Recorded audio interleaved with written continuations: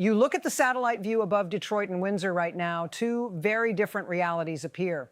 On one side stands the Ambassador Bridge, aging, overcrowded, privately owned, and struggling under constant traffic pressure. And just down the river, you see what was meant to represent the future, the Gordie Howe International Bridge, a huge, shining structure of concrete and steel with 8 wide lanes designed to secure the future of the North American economy.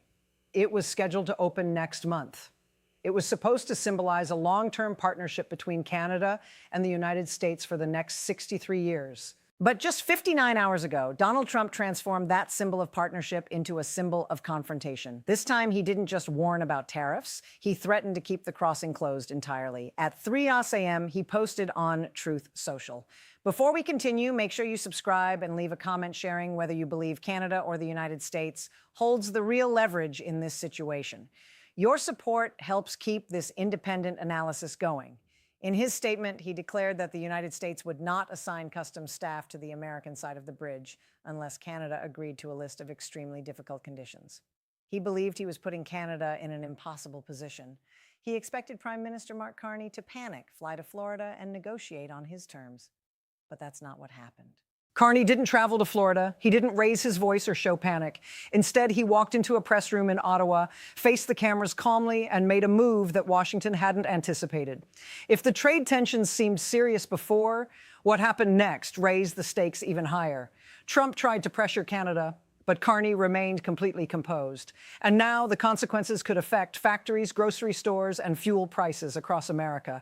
In the next 47 minutes, I'm going to explain exactly how this bridge became one of the most strategically important locations in the world. I'll break down the Option C document Carney reportedly activated and explain why the President of the United States has suddenly become unusually quiet. Let's step back and understand how quickly this situation developed. For years, the Gordie Howe Bridge has been moving toward completion. Canada funded most of the project, investing around $9 billion to ensure trade continues smoothly.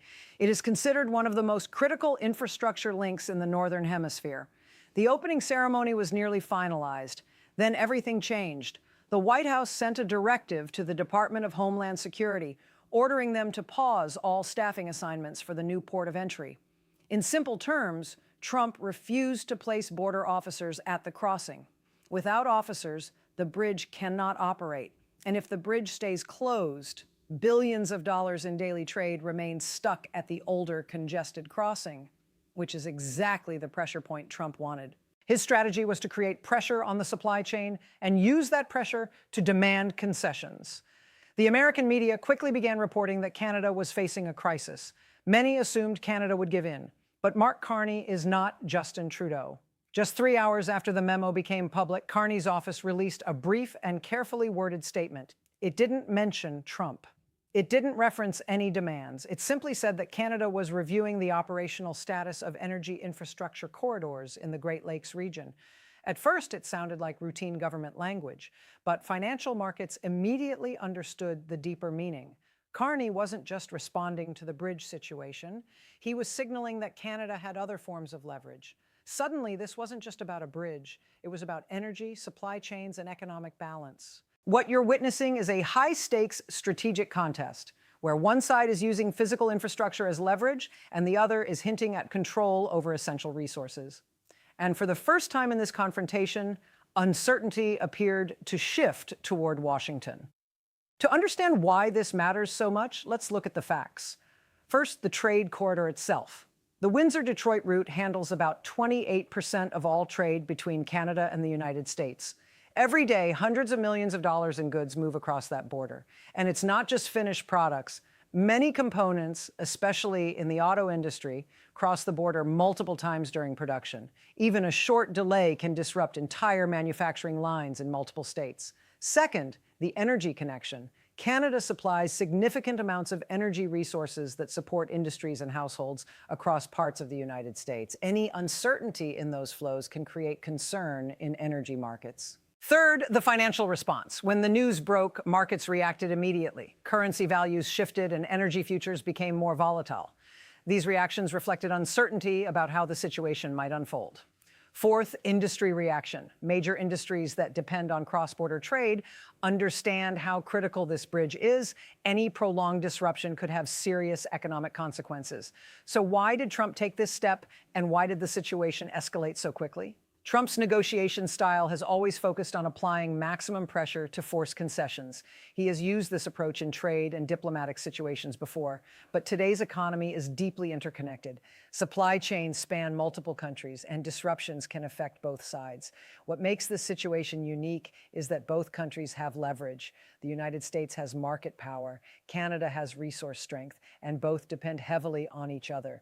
Mark Carney, unlike many traditional politicians, comes from a financial background. He previously led both the Bank of Canada and the Bank of England. His approach tends to focus on economic stability, leverage, and long-term strategy rather than emotional reactions. Instead of responding with public confrontation, he signaled strength through calm and strategic messaging. His approach avoided escalation while reminding observers that Canada has options. This situation also highlights a larger shift. For decades, the Canada-U.S. relationship was seen as stable and predictable, but recent events show that even the closest partnerships can face tension. For ordinary people, this isn't just political news. It can affect prices, jobs, and economic stability. Trade disruptions can increase costs for goods, fuel, and services. There are now several possible outcomes. One possibility is a quiet resolution, where both sides reach an agreement and the bridge opens without further conflict.